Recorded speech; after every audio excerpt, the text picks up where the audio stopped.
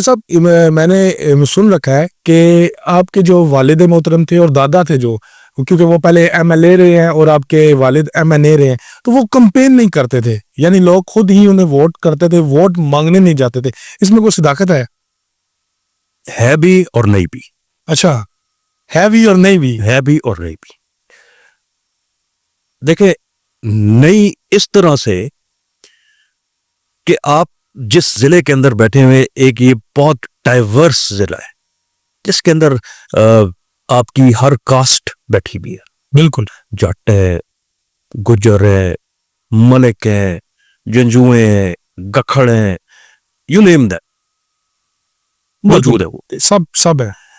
ये एक हल्के के अंदर एक बात बनी हुई है। देखें, मेरे वाले साहब ने अपने जो 90s के दहाई के इलेक्शन थे उसमें उन्होंने दिन रात एक किया था। अच्छा। यस, ये बात नहीं है कि उनको प्लेट में मिल गया। मेरे दादा साहब का इंतकाल हुआ था 1966 के अंदर। मेरे वाले साहब की उम्र उस टाइम थी 11-12 साल। 11-12 साल का बच्चा क्या होता है जी? कुछ भी नहीं होता। क्या शऊर होता है, क्या सियासी बसीरत होती है? कुछ भी नहीं। वो तो भी खेल कूद के दिन होते हैं, और वो दौरे जदीद भी नहीं था। दौरे जदीद भी नहीं था। मेरी फैमिली में उस टाइम सब छोटे थे जी, कोई घर का बड़ा नहीं था। जो उस टाइम हमारी जो दूसरी इमीडिएट फैमिली है उनमें से जो बड़े थे वो राजा लहरासब अली खान साहब थे। बिल्कुल। उस टाइम फिर वालिद साहब की, दादा साहब की जगह वो आ गए। इसी तरीके से जब मेरे वालिद साहब की उम्र पूरी हुई तो उन्होंने वो अमानत वापस की। 80s के अंदर, 82 गालिबन था या 83 था, उसके अंदर मेरे वालिद साहब ने प्रैक्टिकली पहला इलेक्शन लड़ा। मुझे बताएं, राजा लहरासब साहब ने जो वो मनसब अमानत के तौर पे टेक ओवर किया था, फिर उन्होंने खुद वापस कर दिया। जी बिल्कुल बिल्कुल। वाह, ठीक है। बड़ा मुश्किल होता है मनसिब पे बैठ के फिर वापस देना।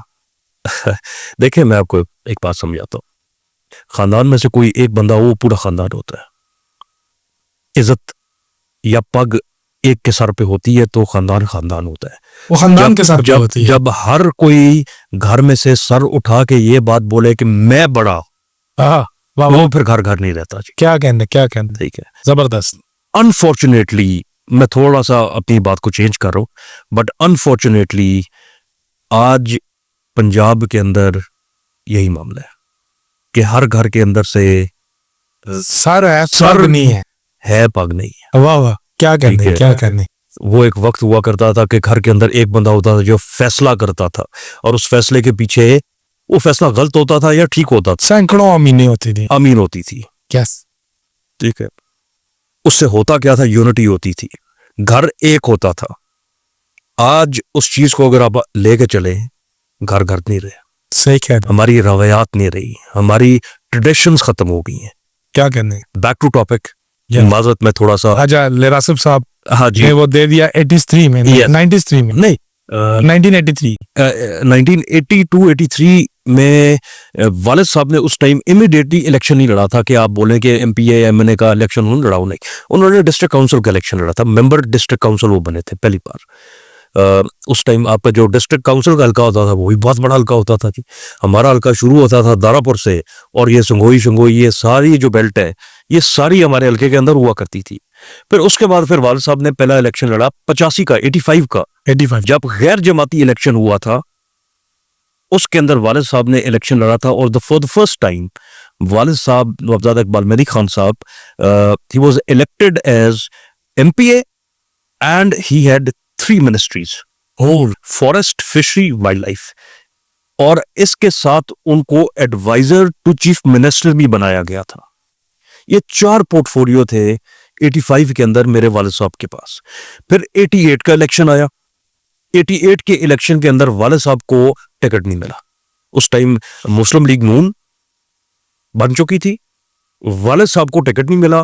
फिर वालिद साहब ने आजाद हैसियत में इलेक्शन लड़ा, और अल्लाह ताला की मेहरबानी से वो इलेक्शन जीता उन्होंने एमएनए का। और इसी तरीके से फिर 90s की दिहाई आ गई, फिर 97 का इलेक्शन आखिरी, फिर उसके बाद जो उन्होंने कंटेस्ट अपना लास्ट इलेक्शन किया था वो 2013 का किया था। तो उसी के दौरान वो ये आपको थोड़ी सी सियासी वारिस साहब की तारीख बताने का मकसद क्या था, वो आपका असल जो सवाल था कि वो वोट मांगने नहीं जाते थे। कि वो वोट मांगने नहीं जाते थे, वो बिल्कुल जाते थे, वो बिल्कुल जाते थे। उन्होंने दिन रात एक किया था। जब दिन रात एक कर लिया, उसके बाद अल्लाह ताला की तरफ से ये इज्जत उनको मिली थी, कि उन्हें फिर जाना नहीं था पड़ता। फिर उनको जाना नहीं वाह वाह, यानी वो जो मेहनत उन्होंने कर ली थी फिर उसका फल पड़ा। खाया। यस, वो उसका फल खाया। यस, उनको प्लेट में कुछ भी नहीं मिला, कुछ भी नहीं मिला था। उन्होंने अपने जोरे बाजू पे अचीव किया। यस, उन्होंने अपने जोरे बाजू पे अचीव किया था। इसी तरह ही मेरे दादा साहब थे 66 के अंदर। He was very young at the age of, आप कह सकते हैं 38 साल, 37-38 साल उनकी उम्र थी मेरे दादा साहब की जब उनका इंतकाल हुआ। तो उससे पहले परदादा परदादा, मेरे परदादा का इंतकाल हुआ जब 1940 के अंदर, 1940 के अंदर।